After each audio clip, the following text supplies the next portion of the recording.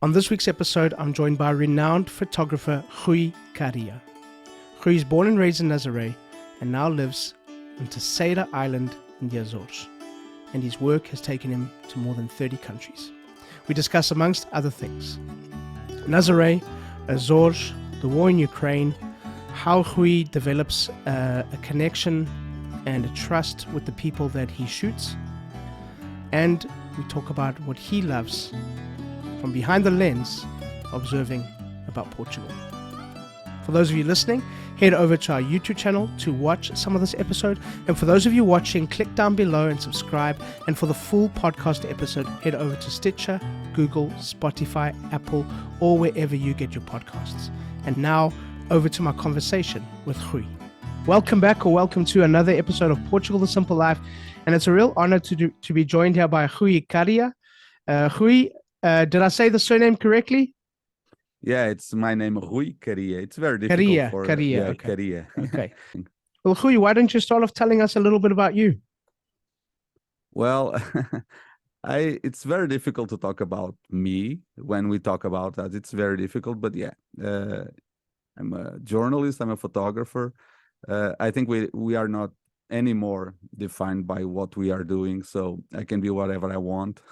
Now I'm a photographer, as I used to say, and a journalist. Yeah, I go to places to report, to document, to do stories with people and places.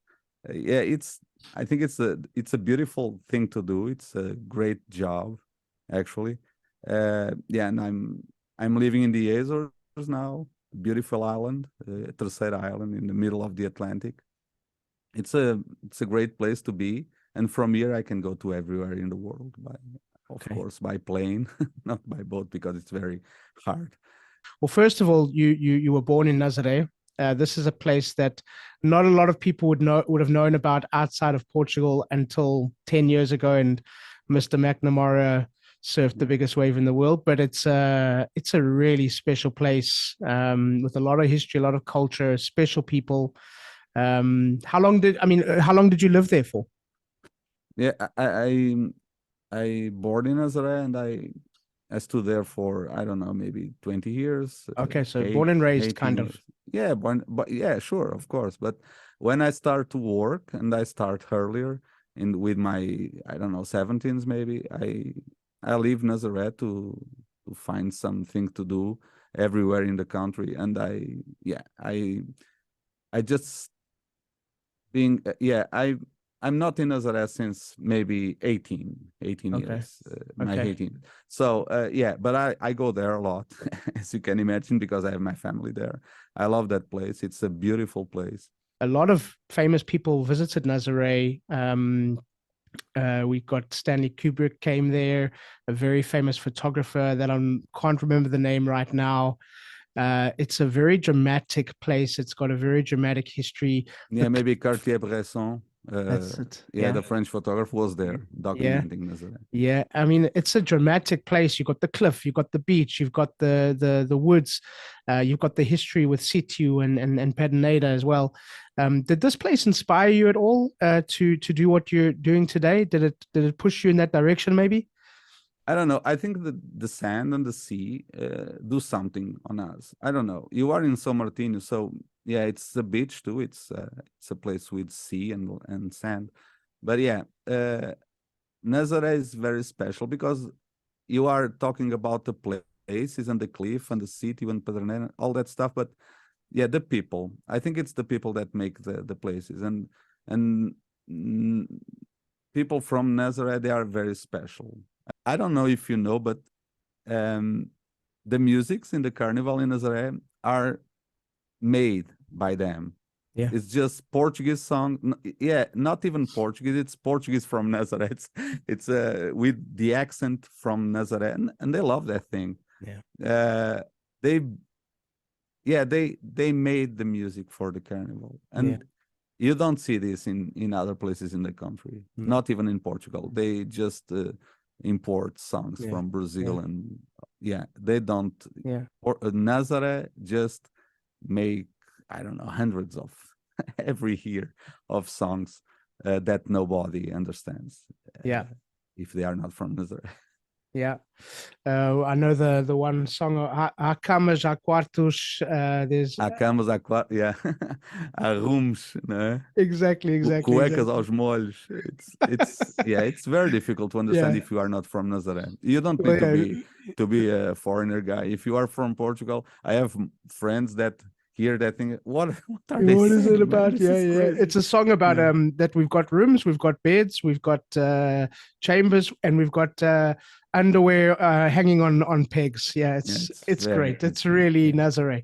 it's crazy. But tell us a little bit about Azores. As I mentioned to you before we started recording, I visited there with my family and with my wife, and it's the word is wow. It's absolutely beautiful, and a place that everybody should visit. What are you enjoying about being there, Rui? Yeah, All the islands are different. yeah. And this is it looks like it sounds like a cliche, but and it is maybe, but yeah, they are different in everything, in the accent, in the food, in the traditions. There are some traditional events that don't happen the same way, or don't even happen on other islands. Then yeah, I can give you some examples, like a bullfight in Terceira on the streets. They put a bull on the streets. It's crazy. Yeah, it's more or less like the Carnival in Nazaré. And yeah, that thing doesn't happen on the other islands. And when it happens, they are going from Terceira to the other islands to do that things.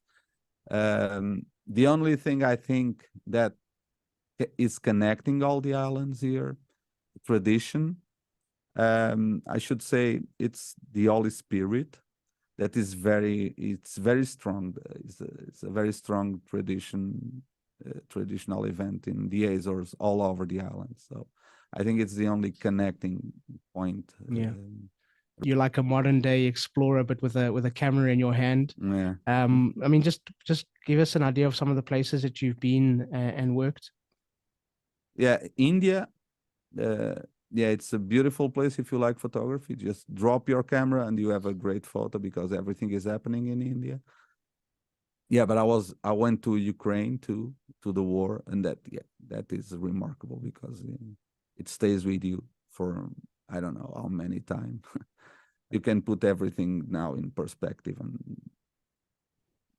give some value to things that you didn't care before. I think photography, it's an excuse for for observation and for watching things happening. And photography, it's a tool that can bring you there to the people. And in Ukraine, it was the same thing. It was very, very nice to know, yeah, how people see the war and leave the war, because you have seen different things there. But how do you manage that? Getting up close and personal to not just people at a war, but people in different settings. Yeah, actually, that is one of the things that you ask yourself when you go on the plane flying to Ukraine. How I'm gonna do that thing there, because we don't know what we're gonna find. There are happy people, there are sad people, there are anger. Everything is there. Yeah, but they want us to help us. They want to be photographed. They want to be filmed, because they want the world to see what is happening in Ukraine. That connection with people that you're observing. You use the term observing. I think it's really interesting. That connection that you have to make with that person before you have the right to take that photo, or that trust that you have to instill. How do you go about doing that as your role behind the lens? You don't learn how to do that. It's the way you do. It's the way you are. It's the way you talk to the people. You smile to the people or not. Yeah, but it's very difficult, because everybody is being photographed everywhere, and people are bored with that thing. What do you see in your people in your country when you're observing in this way, things that you've learned about Portuguese people and Portugal? Portuguese people, they are very special because they improvise a lot. I think it's it's our flag. I don't know. Yeah, you can do everything with nothing. So that is great. That is great. That kind of skills, they are very Portuguese. And when I say that I observe people, I try to look at this kind of thing, at this kind of what is gonna do now with that thing. And they do an impressive stuff or do something crazy with. What maybe are some of those things that you appreciate about your country, about your people, after observing other places and other cultures? Yeah, it's nice to return actually. And living in the Azores, people talk about isolation. Oh, you are isolated from the world. I'm not. I just go to my window at my room and see nothing. Just see. Just to see on the horizon. That is freedom. A friend of mine says that, and I think this is the answer to your question. It's a beautiful friend that I have that used to say that the Azorean guys, and maybe I can say this about the Portuguese guys now, they return home and close the door by inside. No, I'm sorry. They leave the house, but they close the door by inside. This is beautiful, because you are leaving knowing that you are returning soon and you can be at your home. They never leave the home because they close the door by inside when they leave. I like that. That is very nice. It's beautiful. I think it answers to your question because, yeah, we have a beautiful country with beautiful people. We should care more about our country. Rui, a question that we ask all of our guests: Portugal, the simple life. Why? Oh, the simple life. Yeah, that is a tricky question. That's why you put it everybody, because it's not very easy to. I think simple life, it's not about the place. It's about your discipline, about life. Yeah, it's because we improvise. So it's simple to live here because we don't need that much to be happy. But you have several countries like that. India, they don't need nothing to be happy. Or Brazil, they dance in the disgrace.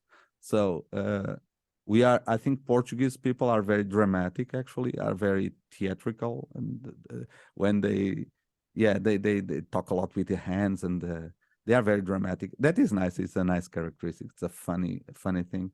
And but I think life, it's simple. Because I think it's a small country.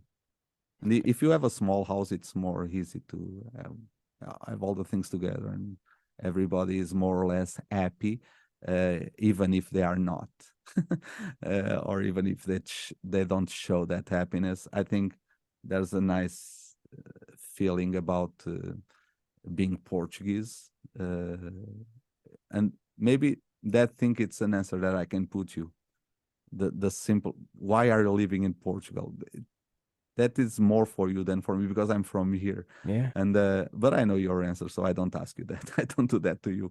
But it's I think it is simple because you put it simple and you want it to be simple. Okay. I like that. Yeah. Rui, thank you so much. I've loved this conversation. That's a wrap. So thank you once again to our guests, and thank you to all of you for listening. Please subscribe, share with your friends, give us a thumbs up, and please leave a comment or a review. We always love to hear from you. Don't forget, Portugal The Simple Life also has a magazine, so download it. It's for free. We'll be back next week with a brand new episode, and as we say in Portugal, sejas bem-vindo. Welcome to The Simple Life.